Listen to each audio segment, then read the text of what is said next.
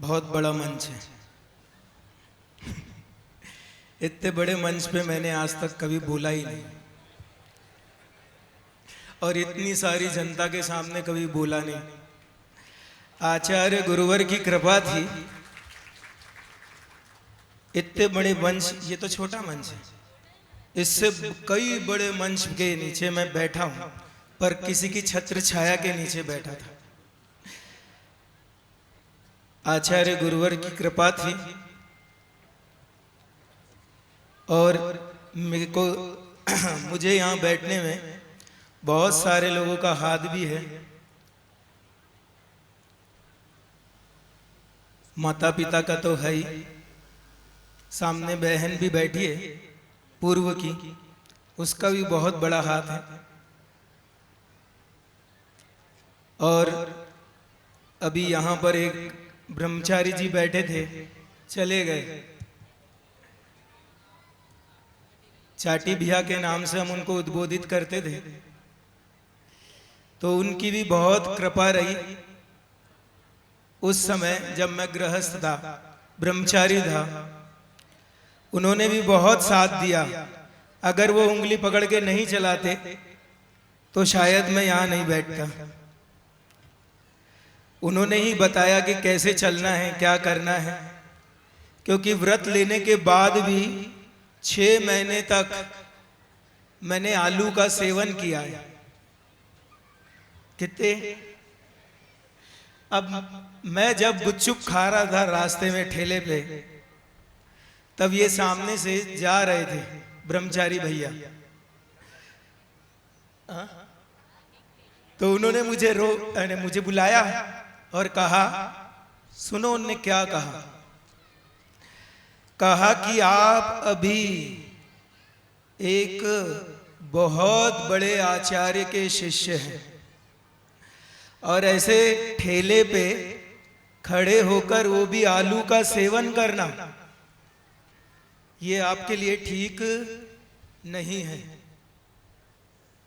तो इन सब चीजों को आपको त्याग करना होगा। तो मैं तो उस प्रकार का व्यक्ति हूं कि मेरे दिमाग में तो कोई चीज आती नहीं, क्योंकि पहलवान लोग थे तो घुटने में दिमाग रहता था। एक बार जो सोच लिया तो सोच लिया, करना है तो करना है। उस दिन के बाद से कभी हाथ नहीं लगाया।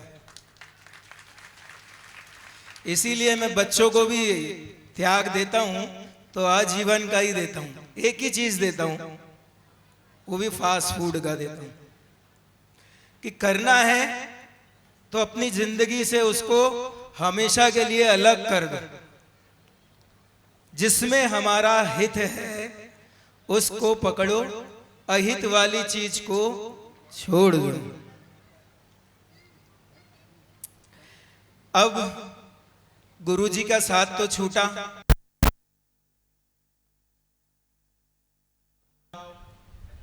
तो परम पूज्य निर्यापक श्रवण संभव सागर महाराज जी के साथ हमें सौंप दिया उनके हाथों में, चले जाओ।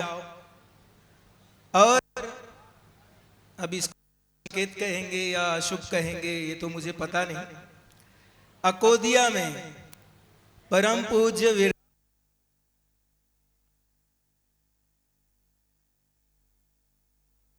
विदिशा के डॉक्टर भी थे, उन्होंने भी देखा। तब मुझे सौभाग्य मिला परम पूज्य विराट सागर जी की वैयावृत्ति करने का। तब से उनसे मन मिल गया। और मैंने अभी थोड़ी देर पहले कहा कि पहलवानों का दिमाग कहां होता है। एक बार सोच लिया तो सोच लिया। अब वो उनका स्वभाव यहां पर बैठे उनके गुरु भक्त परिवार समझ सकते हैं, और मैंने भी समझ लिया कि उनने भी एक बार सोच लिया तो वही चीज करना है। अब हम प्रवचन की ओर चलते हैं। आज गुरु पूर्णिमा का शुभ अवसर है।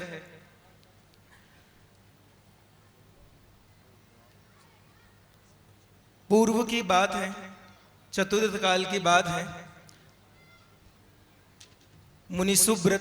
मुनिसुब्रतनाथ भगवान का काल था। उस समय बाली मुनिराज हुए। जब बाली बहुत बड़े राजा थे, तब रावण ने उन्हें बताया, बोला कि मेरे अधीनस्थ हो जाओ। तब बाली ने कहा कि मैं मात्र देव शास्त्र गुरु के सामने ही अपना सर झुकाता हूं और किसी के सामने सर नहीं झुकाता। फिर भी रावण तो 3 खंड का अधिपति और बहुत ही ताकतवर, और ये वानर वंश के बाली,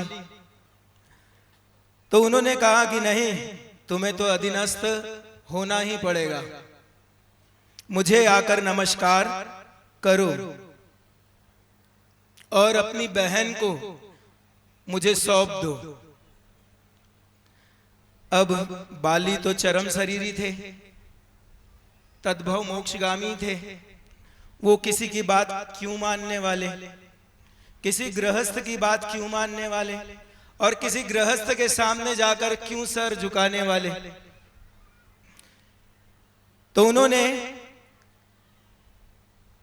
मंत्रियों से मंत्रणा की और कहा कि अभी ही सेना को इकट्ठा किया जाए और मुझे रावण पर चढ़ाई करनी है। तब मंत्रीगण ने उन्हें समझाया कि रावण जो है बहुत ही बलशाली है, 3 खंड का अधिपति है, नारायण है, उसे हराना हमारे बस में नहीं है। आप तो चरम शरीरी हो, आपको तो कुछ होने वाला नहीं है, पर जितनी भी जनता है, जितने भी सैनिक है, वो तो अपने हाथ से निकल जाएंगे, वो अपने प्राण खो देंगे। तब बाली ने कहा कि सुग्रीव को बुलाया जाए, और सुग्रीव का राज तिलक किया और कहा, मैं चाहूं तो रावण को अपनी इस मुट्ठी से दबा दूं, इतनी ताकत मेरे पास है, पर मैं ये काम करने वाला नहीं। और सुग्रीव का राज तिलक किया और वन में चले गए और मुनि दीक्षा धारण कर ली। कैलाश पर्वत पर बैठे हुए तपस्या कर रहे थे, और रावण उसी कैलाश पर्वत से निकल रहा था विमान के द्वारा। क्योंकि विद्याधर था। तो विद्याधर का विमान जैसे ही बाली मुनिराज के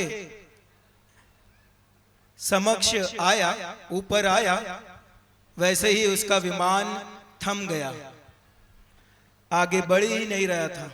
तो क्यों नहीं बढ़ रहा था? तो बाली मुनिराज की जो वर्गणाएं थी, उसने उसे रोक लिया, आगे जाने नहीं दे रही थी। उसने उतरकर देखा तो कोई मुनिराज तपस्या में लीन है। वो उनके पास पहुंचा कि मैं उन्हें नमस्कार कर लूं। तो जाकर देखते हैं तो ये तो बाली मुनिराज है, ये तो वही बाली है। उसे क्रोध आ जाता है कि इसने मेरे विमान को कैसे रोक लिया। जिनकी शुभ वर्गणाएं होती हैं, उनसे तो अच्छी अच्छी चीज थर-थर कांपने लग जाती है। 93-94 की बात है। परम पूज्य आचार्य गुरुवर विद्यासागर महाराज रामटेक में चतुर्मास कर रहे थे। तब पास में ही एक बहुत बड़ा जंगल है, रामटेक के पीछे, मंदिर के पीछे। तो वहां से एक हिरण का बच्चा, जो कि गीदड़ों के कारण घायल हो गया था, और वो दौड़ते दौड़ते दौड़ते शांतिनाथ भगवान के मंदिर में आ पहुंचा और सीधे जाकर आचार्य श्री के तखत के नीचे जाकर बैठ गया। कैसे बैठा, क्यों बैठा, किस कारण बैठा?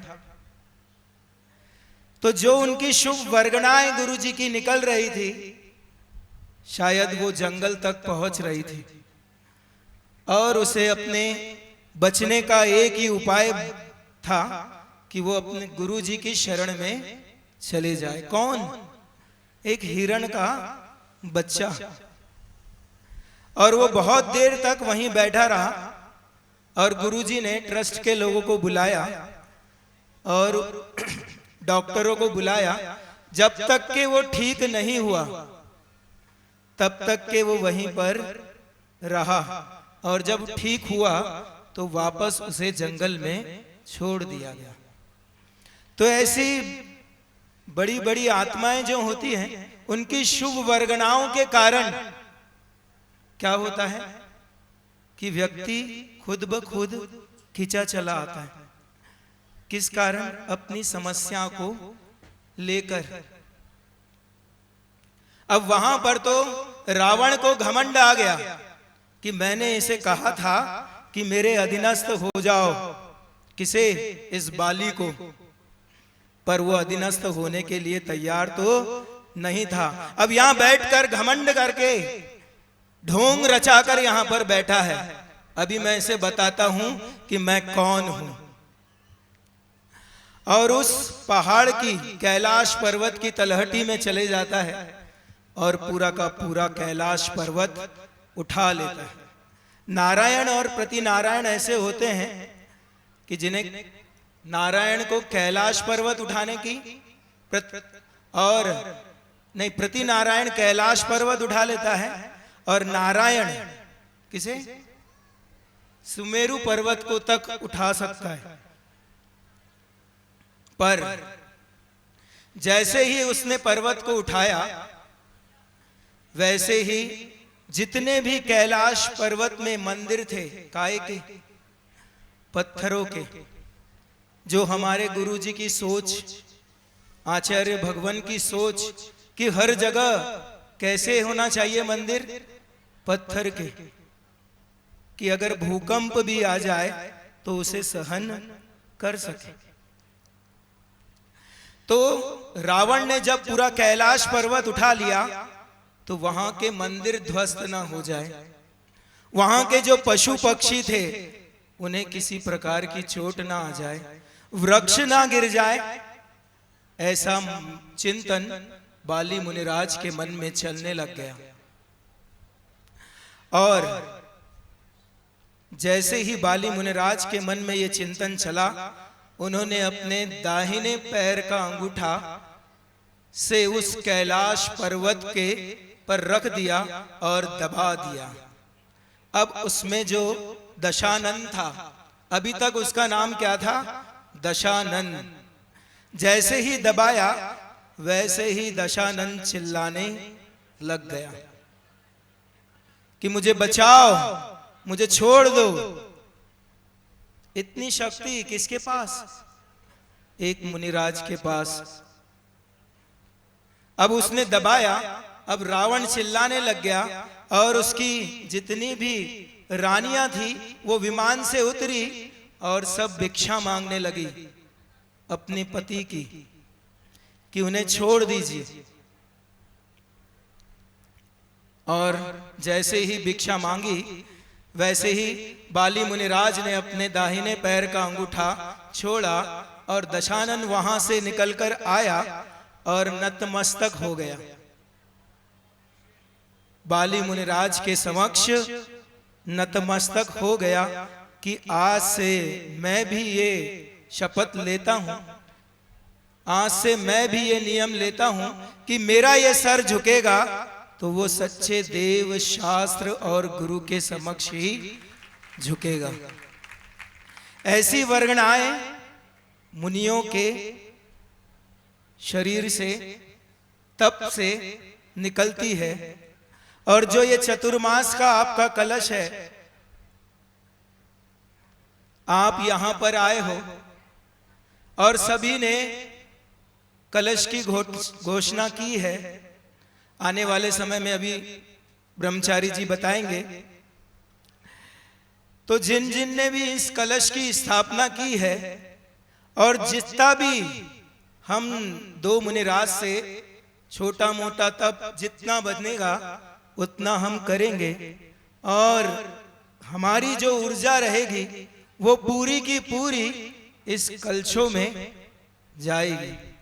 इसीलिए मैंने वो बाली मुनिराज और आचार्य भगवान का एक छोटा सा दृष्टांत आपके सामने रखा कि जब जब मुनिराज के शरीर से शुभ वग्रणाएं निकलती है वो पूरे कटंगी जहां तक रहेगी वहां तक पहुंचेगी और इन कलशों तक भी जाएगी। और जब ये आप अपने अपने घर में ले जाएंगे तो इसमें जो वग्रणाएं रहेगी वो आपके घर को भी शुभ में लगा देगी। अब आचार्य भगवान विद्यासागर महाराज जो कि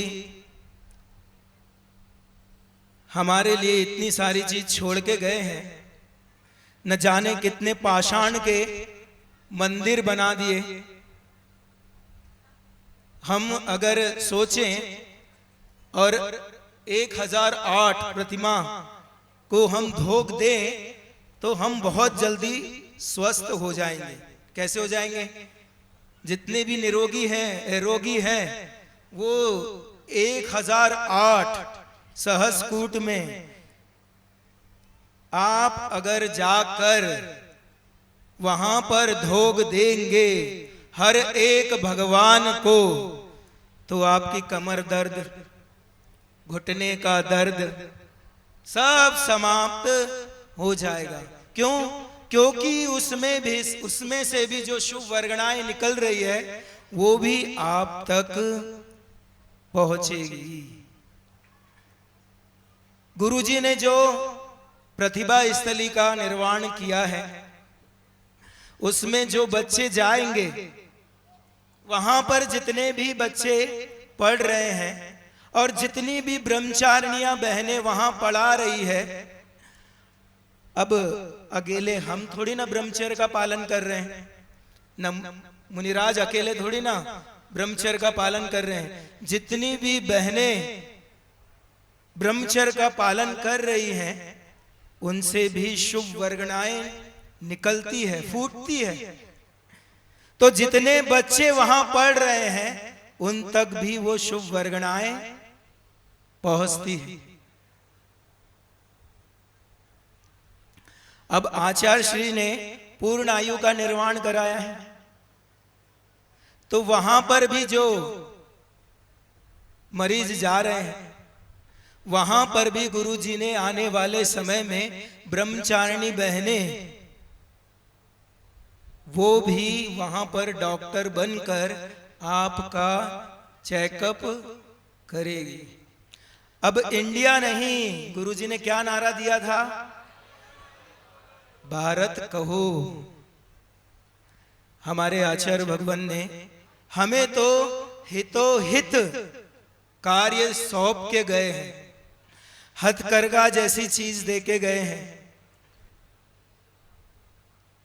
कई ऐसी चीजें हैं जो गुरुजी ने हमें देके गए हैं। अब हम उसका उपयोग कहां तक कर सकते हैं ये हम पर डिपेंड करता है।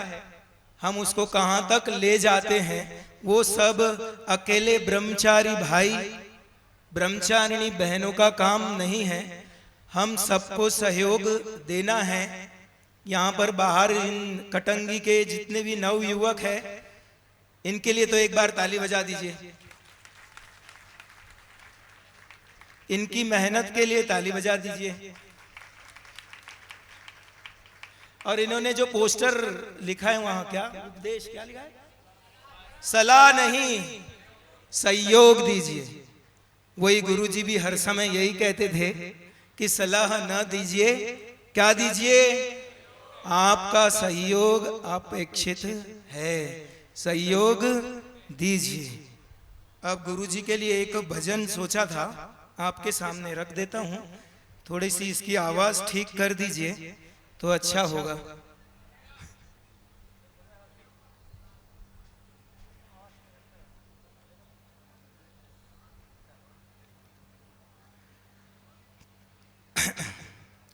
तुम्हीं से ज्ञान का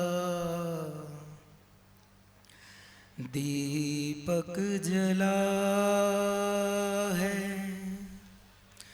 तुम्हीं से घन घोर अंधेरा मिटा है। तुम जो नहीं गुरु जी कुछ भी नहीं है, हमें रास्तों की जरूरत नहीं है, हमें तेरे चरणों के निशान मिल गए हैं। तुम ही हो ब्रह्मा और शिव का संगम, सब कुछ तुम्हारा, सब तुमको अर्पण। अब तेरा मैं हूँ, मुझ में ही तू है, हमें रास्तों की जरूरत नहीं है, हमें तेरे चरणों के निशान मिल गए। जन जन की सेवा यही तेरी पूजा, तुम ही तुम हो कोई न दूजा। अब मैं तुम्हारा, तुमसे है सब कुछ, कण कण में तू है, हमें रास्तों की जरूरत नहीं है, हमें रास्तों,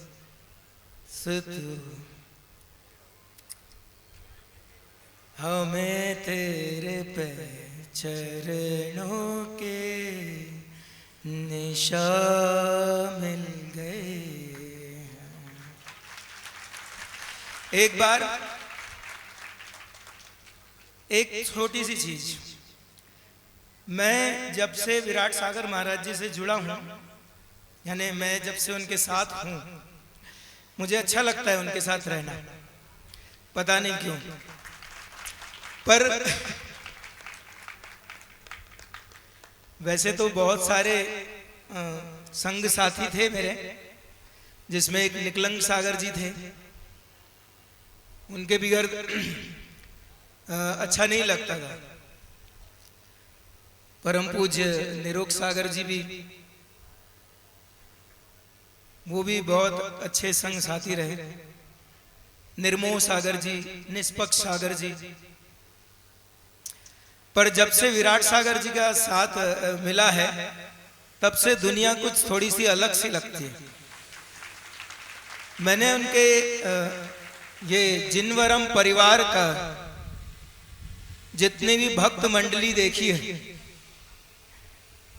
यानी हर व्यक्ति उसमें समर्पित है। उन्होंने कुछ कह दिया तो बस पत्थर की लकीर, हाँ गुरुजी ये हो जाएगा। ऐसी भक्त मंडली यहां पर उपस्थित है, उनके लिए आप लोग सहर्ष ताली बजा दीजिए। बोलिए परम पूज्य परम उपकारी संत शिरोमणि आचार्य गुरुवर श्री विद्यासागर जी महामुनि राज की, परम पूज्य आचार्य श्री समय सागर जी महाराज की, परम पूज्य 108 श्री विराट सागर जी मुनिराज की,